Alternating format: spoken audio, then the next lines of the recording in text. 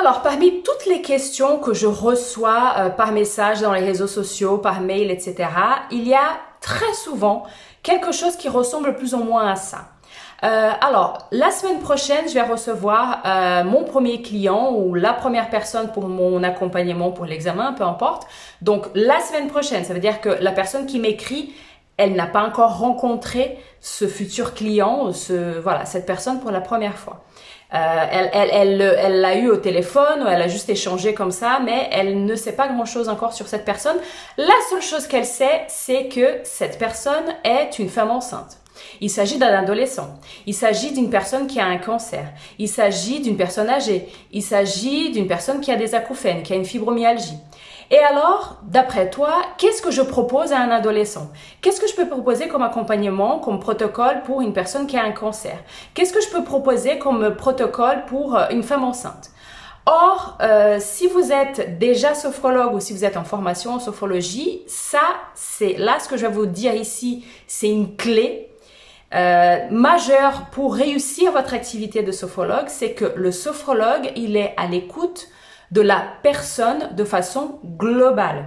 On n'est pas à l'écoute d'un état, d'un moment de sa vie ou d'un symptôme, d'une maladie. On est à l'écoute de la personne d'une manière générale. Donc, vous ne pourrez jamais savoir ce que vous allez proposer pour cette femme enceinte, pour cet adolescent, pour cette personne qui souffre d'acouphènes, tant que vous n'aurez pas rencontré cette personne et que cette personne vous aura dit pourquoi est-ce qu'elle veut faire des séances de sophrologie. On n'a pas en sophrologie un protocole pour les acouphéniques, un protocole pour les femmes enceintes, un protocole pour les personnes qui sont en traitement pour un cancer. Ça voudrait dire qu'elles sont toutes les mêmes. Ça voudrait dire que ces personnes-là ont toutes les mêmes besoins. Et ça voudrait dire qu'on est surtout à l'écoute du cancer, de l'acouphène, de la grossesse et non pas de la personne dans sa globalité. Ce qui m'intéresse en tant que sophrologue n'est pas le fait que cette femme soit enceinte ou qu'elle ait des acouphènes. Ce qui m'intéresse, c'est comment elle se sent et surtout ce qu'elle veut. Tous nos protocoles et tous nos accompagnements, tous les choix que vous allez faire en tant que sophrologue de protocoles et de tous les exercices qui sont à l'intérieur des protocoles et de toutes les personnalisations d'exercices à l'intérieur des exercices, c'est vous allez vous baser sur cette personne spécifiquement. Et qui vous dit qu'une femme enceinte vient faire des séances de sophrologie nécessairement pour un problème qui est en lien avec la grossesse? Qui vous dit que toutes les femmes enceintes ont nécessairement mal et elles ont nécessairement peur d'accoucher? Pas forcément. Donc, tant que vous n'aurez pas rencontré cette personne, que vous aurez fait une anamnèse avec cette personne et que cette personne vous aura dit pourquoi elle veut faire des séances de sophrologie et toutes ses autres particularités, parce que elle a une personnalité, elle a des ressources, elle a des préférences. Donc, vous ne saurez pas tout ça. Je ne peux pas répondre à votre question. Qu'est-ce que je peux proposer à cette personne-là?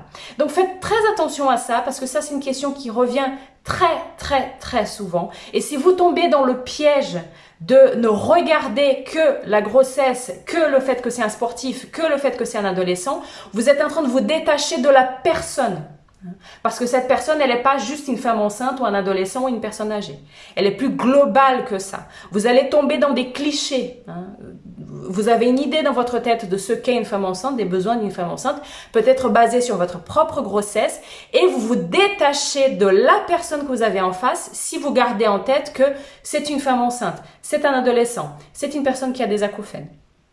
Donc faites attention à ça parce que si vous détachez de la personne pour écouter ce que vous savez, vous ne faites pas votre travail de sophrologue. En tant que sophrologue, on est un accompagnateur et on doit être à l'écoute de la personne. On doit laisser s'exprimer la personne qui est en face de nous avec toutes ses particularités, avec tous ses besoins et rester autant que possible phénoménologue. C'est-à-dire, je vois cette personne pour la première fois. Je ne sais rien sur cette personne.